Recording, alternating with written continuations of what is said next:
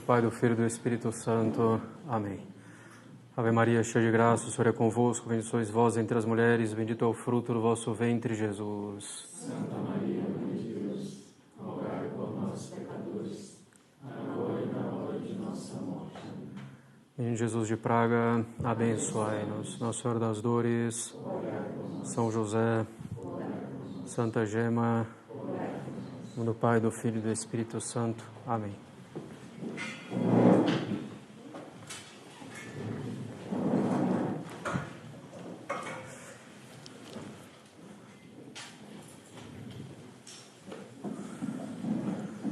Bem, apesar de não ter lembrado o título da conferência, eu preparei.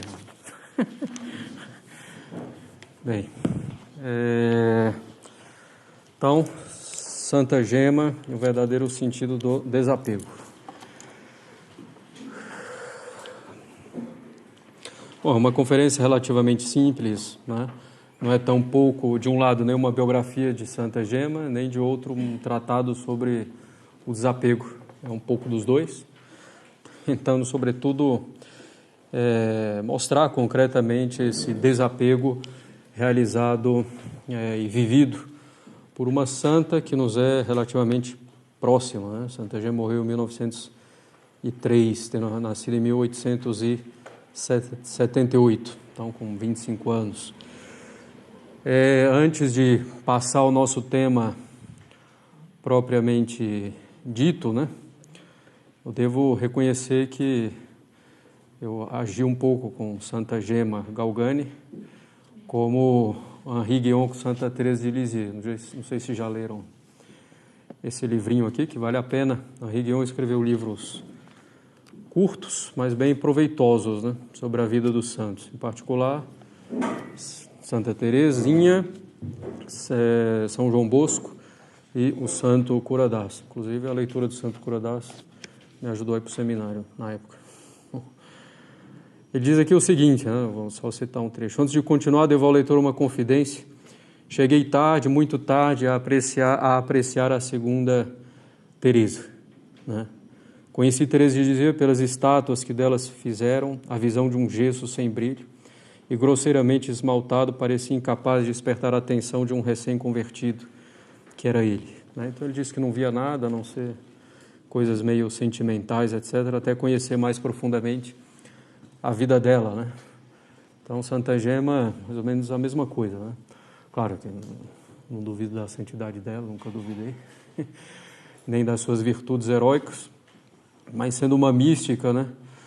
Às vezes é difícil achar uma mística, bom, isso já é um problema, chamar de uma mística, todo santo é místico, provavelmente falando, e a mística é justamente uma coisa muito deturpada, né?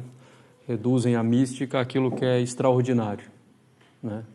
Aqui no caso, os estigmas, né? O reviver a paixão de nosso Senhor Jesus Cristo com todas as suas chagas, por exemplo, então os êxtases, etc. E a mística não é isso, né? A mística é a perfeição da caridade, a perfeição na conformidade com a vontade de Deus. Santa Teresinha mesmo, que a gente acabou de citar, é sempre dada como exemplo de que não teve nenhum fenômeno, de quem não teve nenhum fenômeno extraordinário, tendo alcançado a mais alta vida mística, né? A vida de união com Deus. Então esse é a primeira questão, inclusive, né? A deturpação dessa própria palavra mística, né? Mística, então, são esses fenômenos extraordinários, quando é simplesmente o doido, né? Que pela loucura é chamado de místico, que é um absurdo completo. A mística é o desenvolvimento normal de qualquer alma, né, no caminho da perfeição. Primeiro tem a ascética e depois a mística. Então é um só caminho, não existem nem duas vias para chegar a Deus, é uma via só, que começa pela ascética. Quer dizer, claro, com a ajuda da graça, mas muito mais pelo nosso esforço. E depois, com as purificações chamadas ativas, né, adquirir as virtudes, mortificar-nos, etc., né? E depois, na mística já, na transição justamente, as chamadas purificações passivas. É muito mais Deus que vai purificando a nossa alma do que nós, pela nossa própria ação, né? Então, por ter vários desses fenômenos, né, extraordinários na vida dela, Então, sempre pensei que ela seria muito mal retratada, ou que se daria muita ênfase a isso, em detrimento da própria vida espiritual, das virtudes, né, que é o que mais nos interessa, né, imitar nos santos. Não é? A gente não deve procurar imitar aquilo que é extraordinário, né? Mas, ao contrário, aquilo que dentro do caminho normal da santidade, então é a perfeição, né, que nos une a Deus de maneira perfeita, né? Essa conformidade com a vontade de Deus, a perfeição na caridade. Ou então, por um lado, então, é simplesmente retratar e dar muita ênfase a esses pontos, ou então, por outro lado, muito sentimentalismo, né? Justamente. Mas aqui não, nesse livro, escrito pelo diretor espiritual dela, embora ele mesmo não se considerasse diretor espiritual dela, mas o diretor era um monsenhor que depois virou bispo, mas bom, escrito por um padre que a acompanhou realmente, sobretudo na fase final da sua vida, um padre passionista, né? Onde, inclusive na congregação, né, das passionistas, ela sempre desejou entrar e sem, de fato, conseguir, né?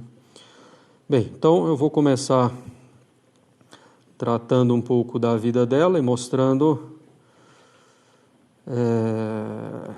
como Deus foi moldando a alma dela nesse desapego, né, a todas as criaturas, né?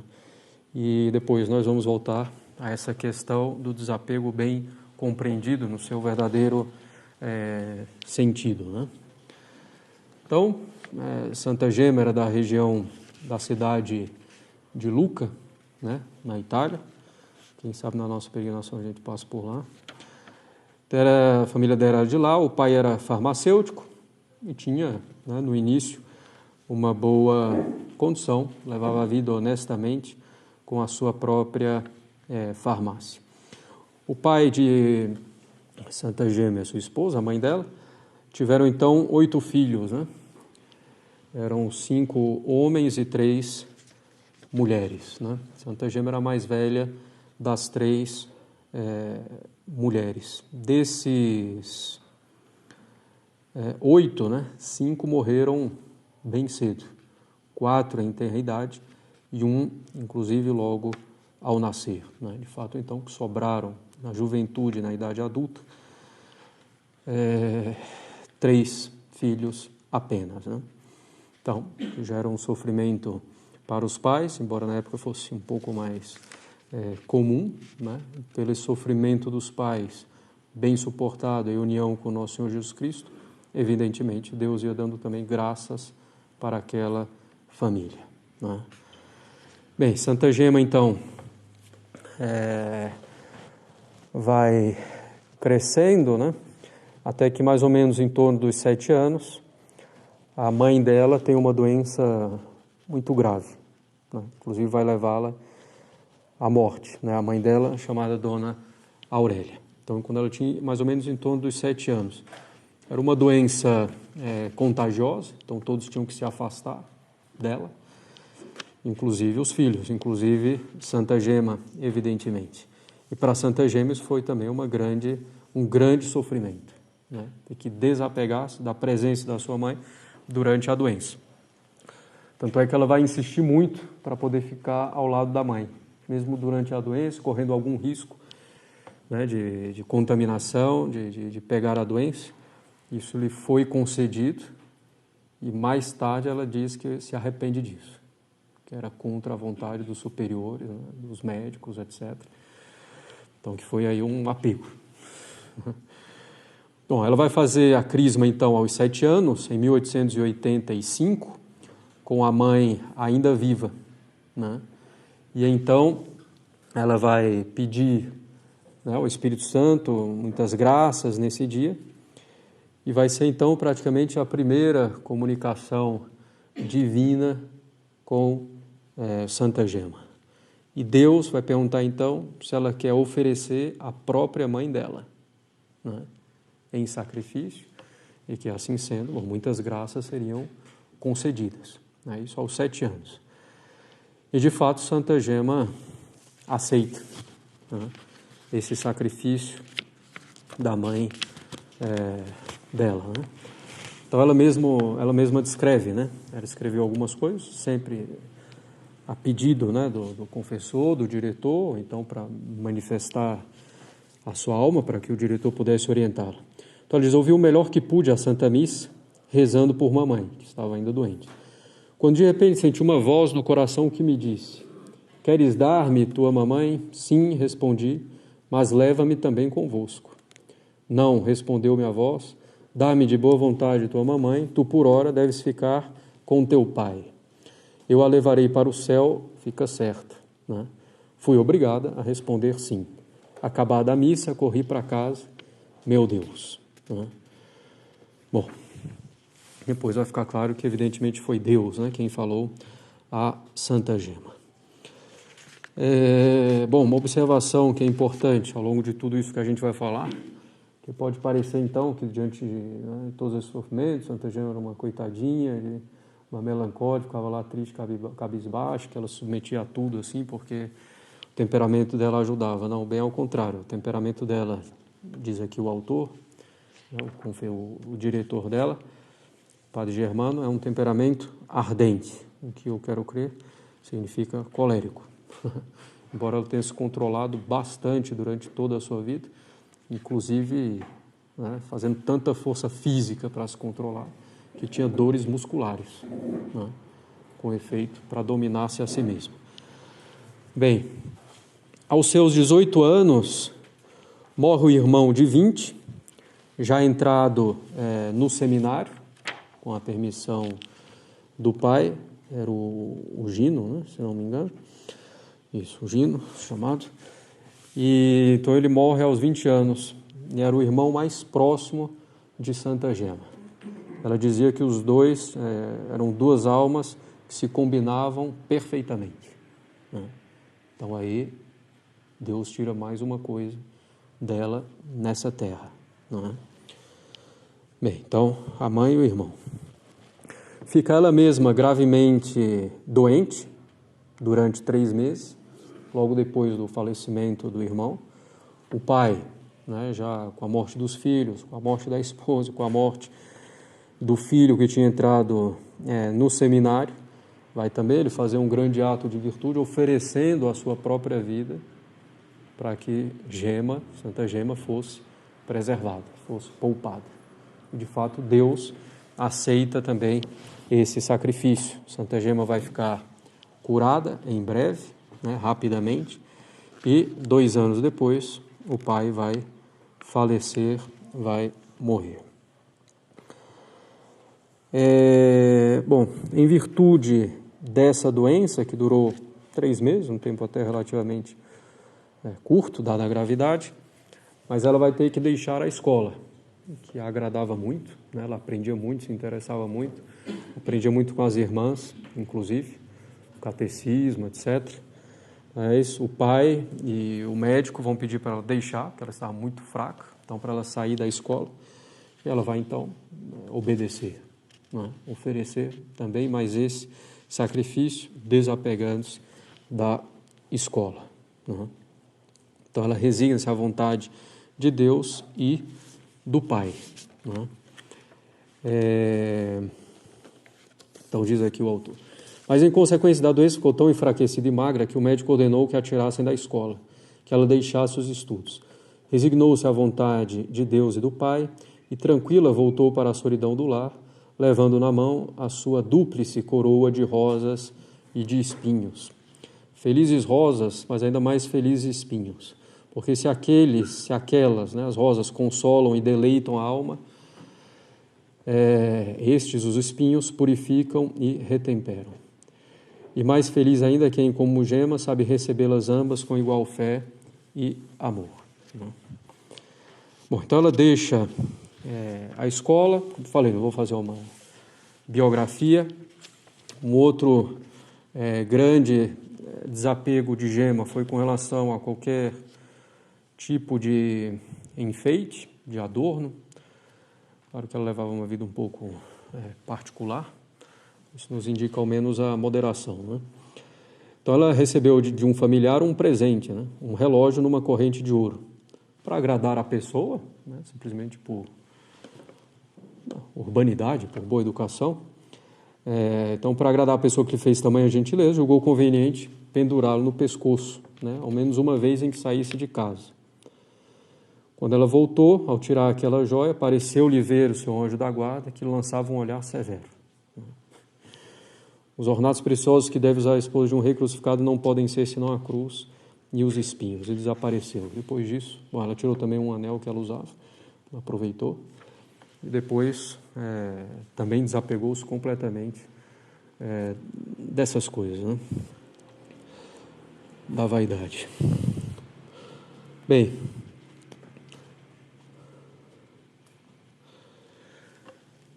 depois ela teve uma outra grave enfermidade no pé, que atingia até os ossos, né? Era uma dor bem considerável. Finalmente ela cedeu às e ela não deu muita importância no início, a coisa foi se agravando, né?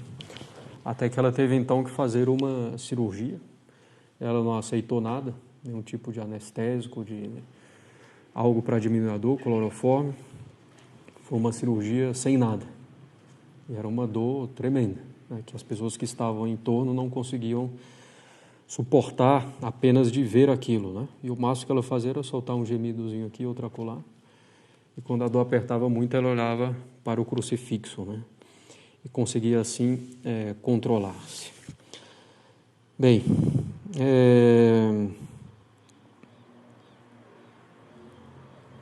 depois disso, então, passados os 2 anos, né, a família vai caindo em grande pobreza. O pai era muito ingênuo, ajudando todo mundo, sem critério, etc. E se viu na pobreza e, ao mesmo tempo, gravemente enfermo com um câncer de garganta, né? E então também vai falecer, né? Então, mais uma coisa que é tirada de Santa Gema, né? Inclusive o autor fala aqui também da semelhança com Jó, né? Que de fato vai perdendo tudo, né? Uma coisa de cada vez, né? De um lado, é o demônio que age, né? Lá em Jó a gente vê claramente tirando todas as coisas para provar Jó, e claro, Deus que permite justamente para que a virtude seja formada na alma de Jó, e por cima de todos a caridade, quer dizer, a conformidade com a vontade de Deus, né? Bem, então o que sobra, ainda tem muita coisa pela frente, mas o que sobra desde já para Santa Gema, senão a glória de Deus e buscar a glória de Deus em todas as coisas, né? Bem,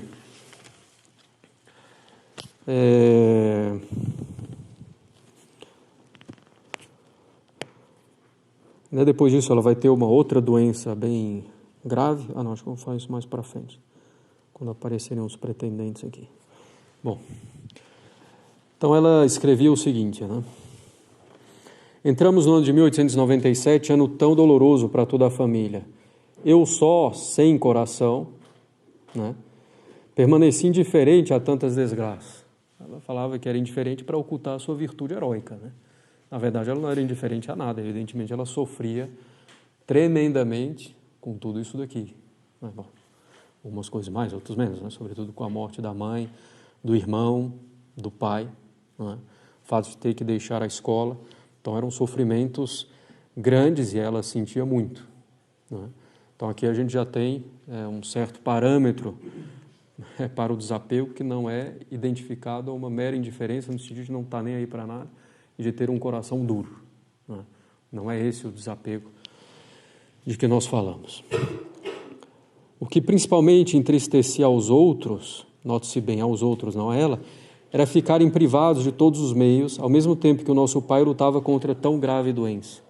Compreendi numa manhã a grandeza do novo sacrifício que Jesus ia exigir de mim. Chorei muito, quer dizer, não tinha um coração duro. Chorei muito, mas naqueles dias de dor, Jesus se fazia sentir ainda mais perto a minha alma.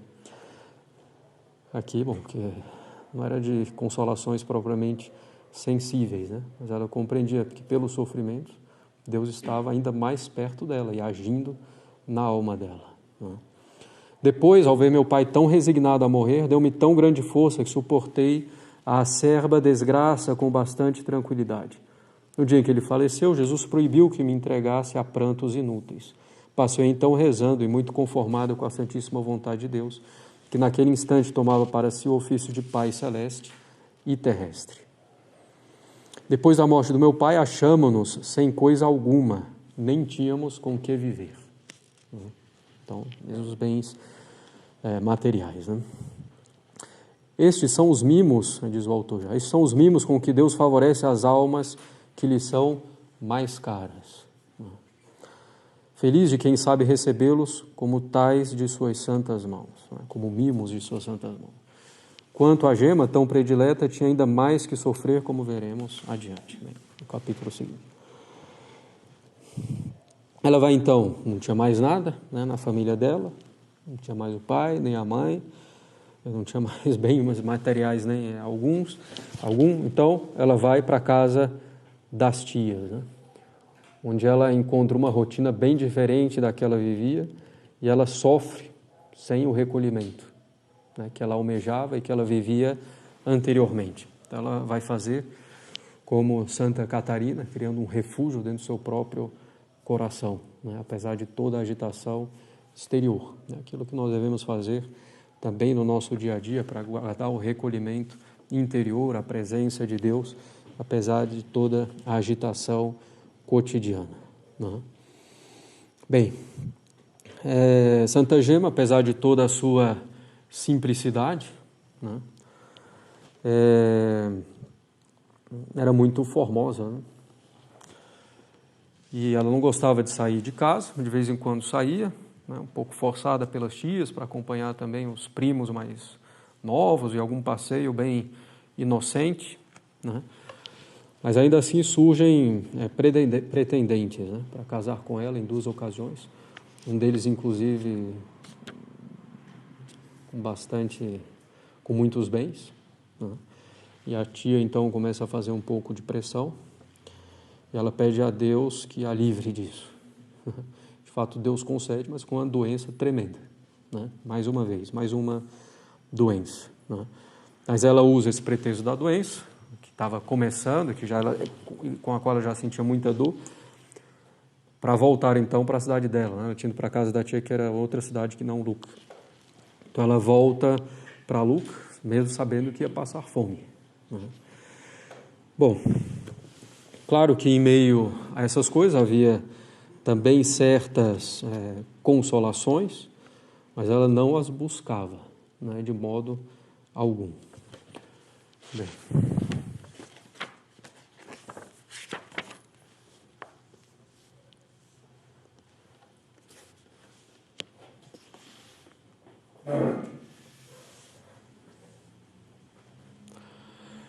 Então o nosso Senhor vai dizer para ela, né, filha, a graça que te fiz hoje, seguir-se-ão outras ainda muito maiores.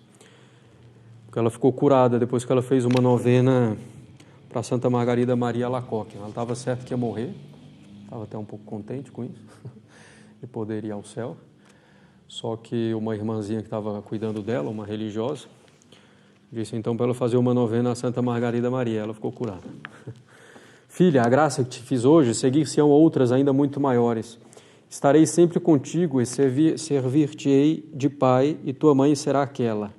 Indicava-me Nossa Senhora das Dores.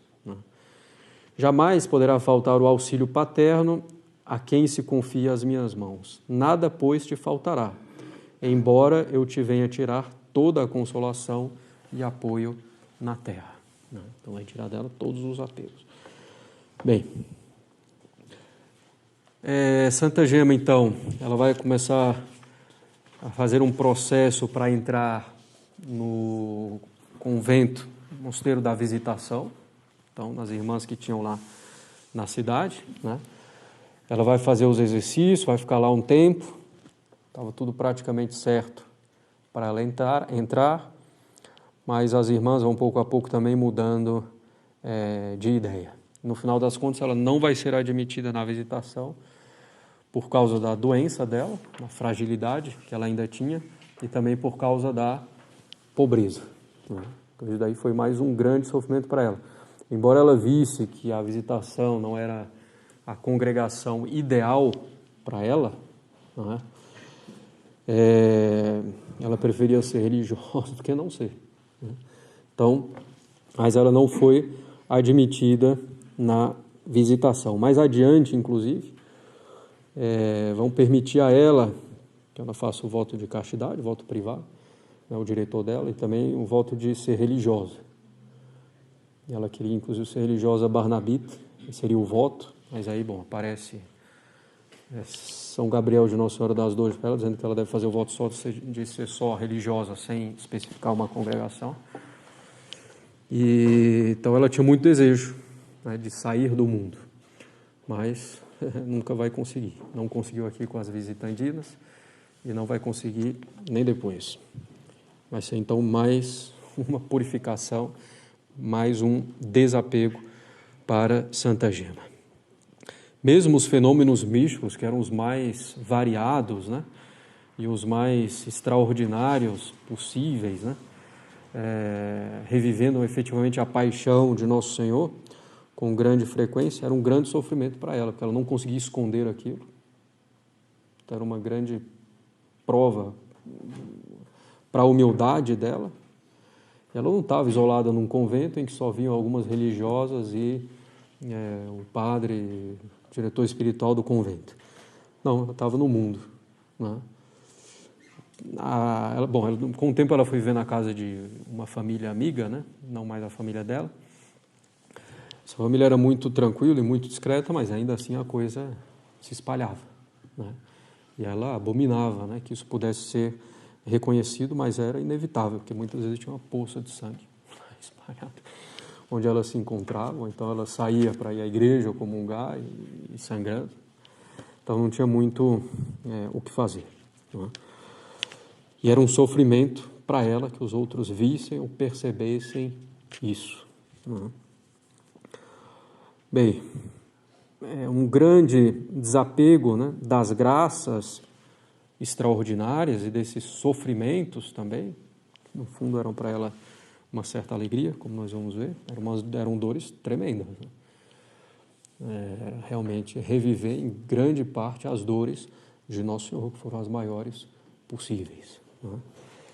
Bom, em muitos momentos, o confessor, o padre que a orientava, pedia para que ela cessasse.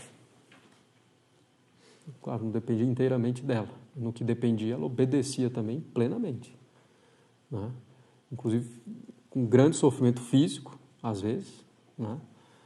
Para não entrar em êxtase, né? E por um tempo Nosso Senhor de fato deixava de considerar essas graças extraordinárias, né? Mas depois voltava. Ela já não tinha mais como obedecer da parte dela aquilo que o seu diretor espiritual pedia, né? E ela sofria por não poder sofrer, né? São as palavras dela também, né? Então, quando o diretor mandava ela parar, né, com essas graças extraordinárias, né, esses fenômenos místicos, isso sim, fenômenos místicos, então ela parava de sofrer, parava de ter os estigmas, parava de ter as dores, né, de Nosso Senhor, e ela sofria por não poder sofrer, por não poder se unir ao sofrimento de Nosso Senhor Jesus Cristo.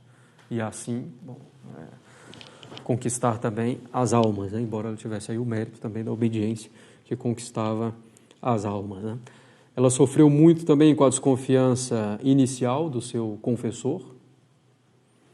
Ela continuou também, né, como confessor, com o mesmo padre que depois virou bispo, desde a sua infância, né, e vai até a sua morte. No meio do caminho aparece também o padre passionista, que é esse que escreve a biografia dela, padre Germano de Santo Estanislau, que também vai ajudá-la muito, né, como diretor espiritual. Então ela teve desconfiança, sobretudo, desse diretor que a acompanhou desde criança, né?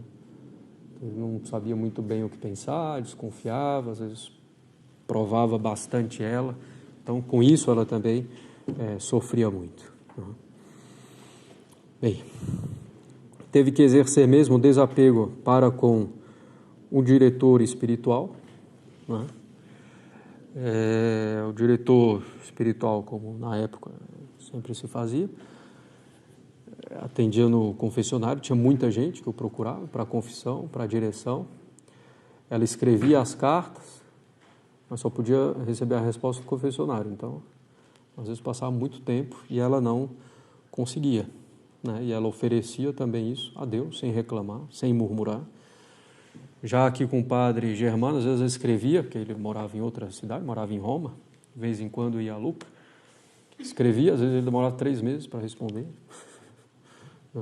Às vezes ela insistia um pouco, mas sem reclamar, sem ficar ansiosa ou desesperada, até que no momento da morte dela, perguntam se ela quer que chame o padre, especialmente o diretor dela, né, para ele vir então de longe. No momento ela disse que sim, depois ela disse que não precisa, que ela ofereceu também isso, né, desapegar-se do seu próprio diretor, né, espiritual, se fosse da vontade de Deus, né? Bom, então, percorrendo aqui muito rapidamente, essas coisas são muito bem descritas no livro, né? Esse desapego constante dela, né, semelhança de Jó, não sobrando praticamente nada, a não ser Deus, né? E como isso é uma purificação de Deus para levar a sua alma ao mais alto grau de santidade, né? Porque, efetivamente, né, onde há o apego a alguma criatura no nosso coração, na nossa alma, então ali esse espaço é ocupado por uma criatura e não por Deus, né? Para a gente chegar à perfeição é preciso que todo o nosso coração esteja ocupado por Deus e em Deus, né? Amar a Deus de todo o nosso coração. Bem, bom, inclusive eu esqueci de falar aqui, esse grande desapego também, como eu já mencionei, Santa Gema vai morrer sem ser religiosa, né? Ela vai inclusive cooperar muito e no fundo vai ser fundado um mosteiro, um convento das passionistas em Lucca, por obra dela, porque ela insistiu muito, embora os outros desconfiassem, achassem que não ia dar, etc. Ela então contribuiu muito, mas ela vai morrer antes de poder entrar, né? Então, é considerada uma passionista de alma, mas não de profissão religiosa de fato. Tanto é assim que as relíquias de Santa Gema estão sob a custódia dos passionistas em Roma. Bem, então é uma vida de um constante desapego e a gente vê claramente como Deus vai agindo, né, nessa alma. E como ela não foi recusando essas purificações e essas ações de Deus para que ela se desapegasse de todas as coisas, né? Bom, e a gente vê concretamente na vida de Santa Gema, a gente poderia fazer o mesmo com qualquer outro santo, né?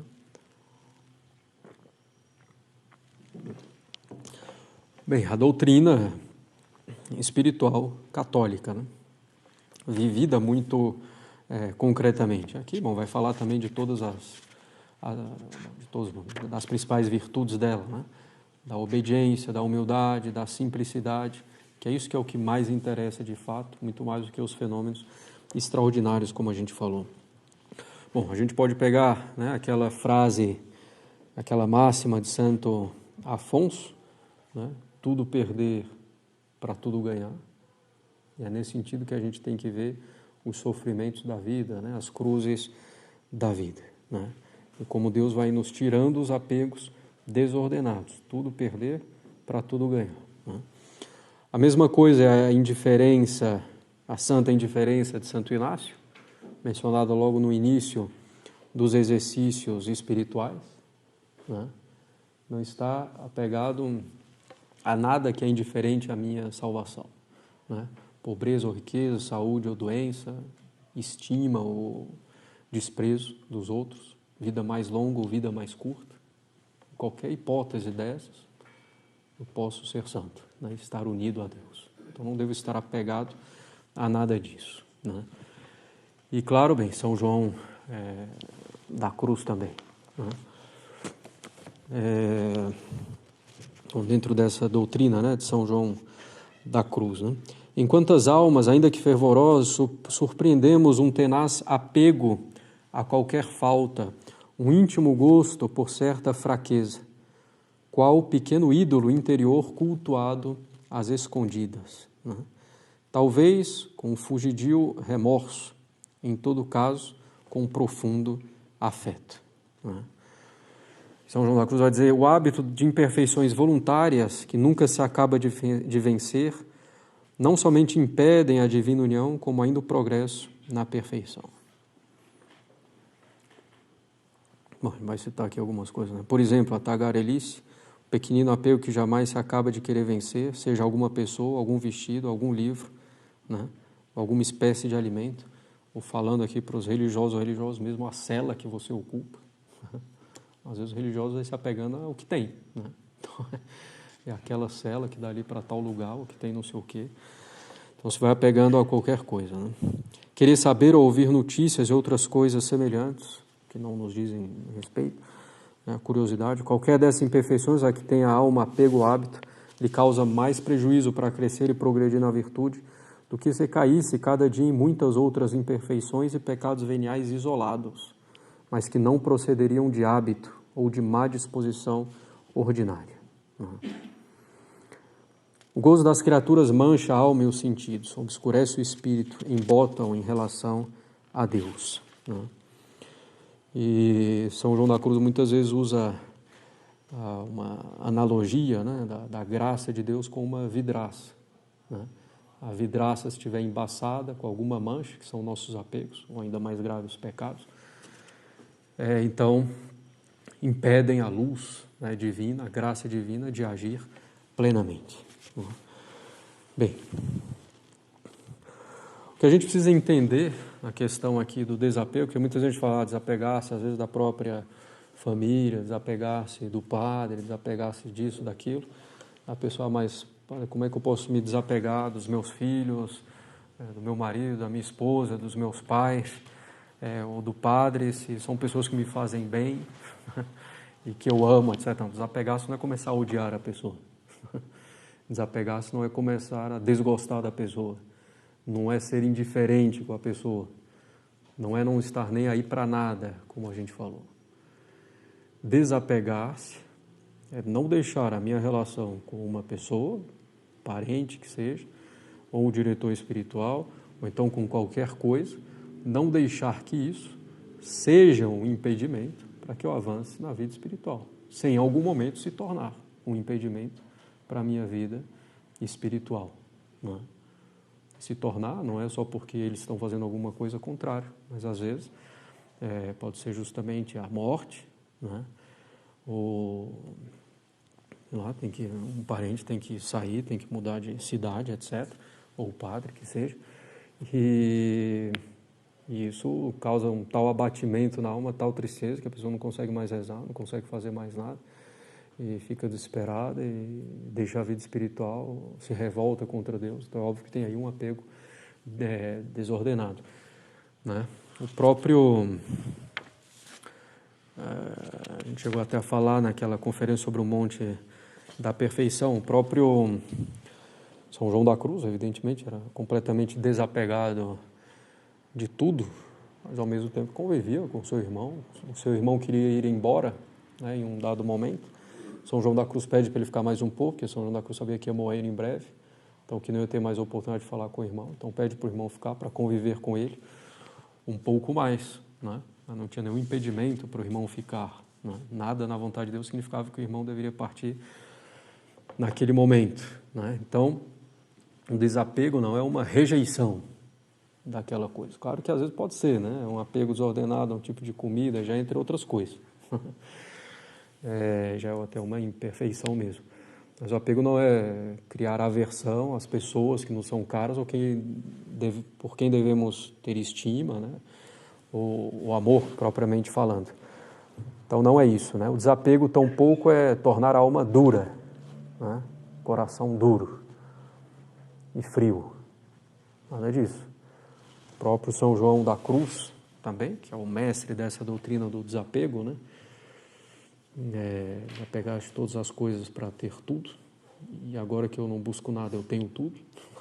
Não busco nada próprio, né? Nada humano, ou nada para mim, busco somente a glória de Deus e assim eu tenho tudo. Então o próprio São João da Cruz era muito afável no trato, apesar de completamente desapegado, né, das criaturas, das coisas desse mundo. Né? Então, esse é o verdadeiro sentido do desapego. O quanto isso me prejudica na união com Deus. E na medida que me prejudica, então devo deixar. Como diz aí Santo Inácio, claramente, no princípio, né, e fundamento dos exercícios espirituais. Né? Usar das criaturas, ou relacionar-me com as criaturas, tanto quanto elas me aproximam de Deus, né, e deixá-las tanto quanto me afastam de Deus. Se são indiferentes, então fico também indiferente a elas. Né? Então, e muito honestamente considerar essas coisas. Né? Aqui eu tenho apego, que me atrapalha. Né? Como a gente viu aqui na doutrina de São João da Cruz. Né? Bom, em quantas almas, ainda que fervorosas, surpreendemos um tenaz apego a qualquer falta, um íntimo gosto por certa fraqueza, qual pequeno ídolo interior cultuado às escondidas. Então, um hábito de imperfeições voluntárias que nunca se acaba de vencer, não somente impede a divina união, como ainda o progresso na perfeição. Né? Alguns gostosinhos, querer saber ou ouvir notícia, etc., conversazinhas, né? Tal tipo de alimento, etc. Bom, inclusive, às vezes, o próprio apego às consolações espirituais. Né? Portanto, a questão não é apenas renunciar a tudo aquilo que a lei moral condena ou desaconselha. O problema é de arrancar-se a tudo quanto é puramente humana. Daí decorre a insistência do santo sobre a renúncia a tudo quanto na religião tem sabor de sensibilidade, consolos, imaginações piedosas, devoçõezinhas, né, sentimentais, etc. Bem.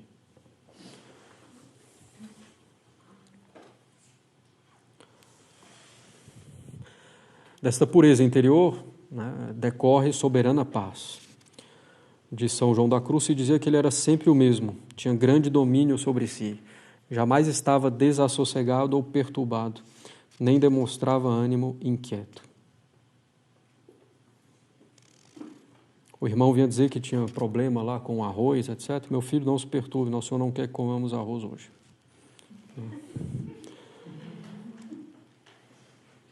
Coisas gravíssimas, né? Vítima de terríveis injustiças, ele mesmo, penitenciado, atirado a um canto, escreve: quanto ao que me acontece, não se magoe, porque também não me dá mágoa. Pacífico e pacificador.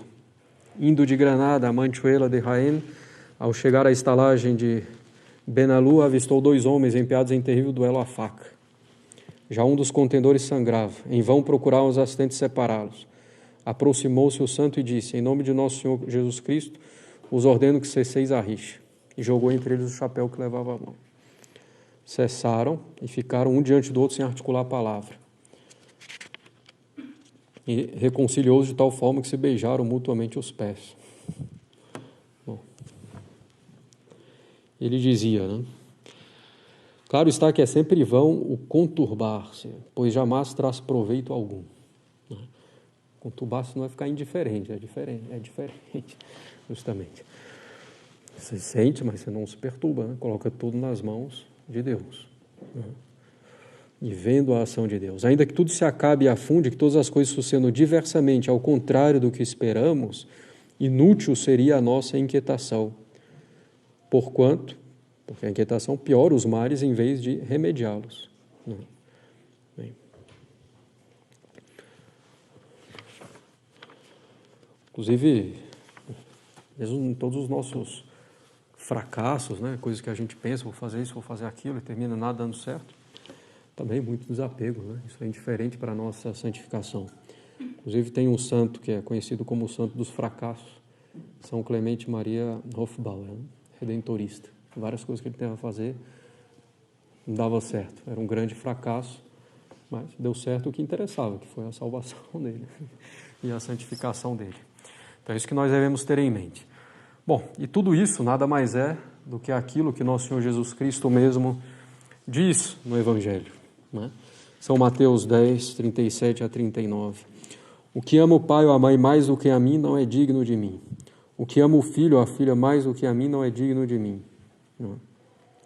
Quem não toma a sua cruz e não me segue não é digno de mim. O que se prende à sua vida, perdê-la-á. E o que perder a sua vida por meu amor, achá-la-á. Está tudo aqui, né? A doutrina toda de São João da Cruz, Santo Afonso, né? Santo Inácio, está tudo aqui, esse desapego, né? Que ama o pai mais do que a mim, que nosso Senhor não diz nem que não se devem amá-los, devem amar, evidentemente, o pai, a mãe, o filho, a filha, mas não pode amar mais do que a nosso Senhor, e amar mais, igual ou mais que nosso Senhor, isso já é um apego desordenado, né? Então, tudo aquilo que prejudique a minha vida espiritual de alguma forma já é um apego desordenado. O que se prende à sua vida, perdê-la-á. Então, aquele que tem algum apego, né, algum gostosinho ali, né, aquela pequena falta, a que está apegado, que cultua como ídolo escondido, né, no seu mais profundo íntimo. Então, o que se prende à sua vida, perdê-la-á. Bom, claro que isso não leva necessariamente ao inferno, né? Mas ao menos não se vai chegar assim à santidade a que Deus nos chama todos, né? E o que perder a sua vida por meu amor, tudo perder, nos diz Santo Afonso, né? Mais uma vez, a santa indiferença de Santo Inácio, né? O nada, os 5 vezes nada de São João da Cruz, no Monte da Perfeição, e ainda iam no Monte Nada, 6ª vez. Então, o que perder a sua vida por meu amor, achá-la. Então nós devemos ter muita consciência disso em todos os acontecimentos da nossa vida, né? Deus age em todas as coisas, né? Querendo ou permitindo, né? Mesmo os males físicos são queridos por Deus. A única coisa que é permitida por Deus são os males, o mal moral, que é o pecado, né? Porque o mal físico, né, o sofrimento, etc., tem também razão de bem, né? Razão de bem, num sentido inferior, de expiarmos pelos nossos pecados, pagar a pena devida pelos nossos pecados ainda nesse mundo. E um sentido superior, que é Deus moldando a nossa alma, santificando a nossa alma, né? Então, o que se prende à sua vida, perdê-la, e o que perder a sua vida por seu amor, achá-la-á. Então, esse é o verdadeiro sentido do desapego. Eu queria, sobretudo, tirar... Bom, primeiro nos levar ao desapego, evidentemente, com esse exemplo aqui tremendo de Santa Gema, né? Sucessivos sofrimentos, a gente mal pode calcular, né? Porque isso aqui tudo ainda era pouca coisa, né? O sofrimento na alma dela era muito maior nas purificações que Deus fazia, nas desolações, na aridez, né? E Santa Gema, de fato, era uma vítima pelos pecadores, né? Coisa que nós não devemos fazer, hein, por favor. Sem orientação, vamos esperar mais um pouco, né? Se a gente estiver mais santificado, a gente pensa nessas coisas. Eu me ofereço como vítima pelos pecadores, pelo apostolado. Depois vem o sofrimento, começa, né, um sofrimentozinho ali, não aguento, estou morrendo e tal. E, bom, claro que tem sofrimentos sérios também, mas às vezes a pessoa pressupõe muito da sua força, não deixa Deus agir. Deus sabe o que a gente pode aguentar e como nos santificar, o que a gente precisa ser purificado. Então vamos deixar Deus agindo. E Deus vai mandando as cruzes no momento adequado também, né? Às vezes as pessoas, entre aspas, né, se queixam num bom sentido, assim. A minha vida não tem muito sofrimento, etc. Será que eu devo pedir alguma coisa? Devo buscar algum sofrimento especificamente? Em geral, não, né? Façamos a nossa parte, procuremos viver bem, e Deus vai mandando o que convém para nós, no momento em que convém para nós, né? Para a nossa purificação e para ir nos desapegando. Claro que devemos fazer também a nossa parte para nos apegar daquilo que identificamos como apegos e que prejudicam desde já a nossa vida espiritual. Mas aqueles sofrimentos que não dependem de nós, deixemos Deus agir também, não é? Bem, então, o primeiro sentido era esse, nos levar ao desapego, e outro, não confundir o desapego com indiferença ou com aversão, né, a alguém, a família, né, estou muito apegado à capela, então estou começar a não gostar mais de vir à capela, etc. Não, não é isso. Se por acaso um dia você tiver que mudar de cidade por um motivo sério, né, então você não vai ficar morrendo e não vou conseguir salvar sem a capela e sem tal apostolado. Não, consegue, Deus dá as graças também, né? Então esse sentido, né? O desapego não é uma oposição à estima, ao amor justo e bom, ordenado, que devemos ter pelo nosso próximo, né? Pela nossa família ou por outras pessoas. Então não é esse o sentido do desapego, porque as pessoas às vezes entendem assim, então acham que é impossível. Não, mas não é esse o sentido. Mas que nada seja obstáculo para a nossa união com Deus, para que avancemos seriamente na união com Deus.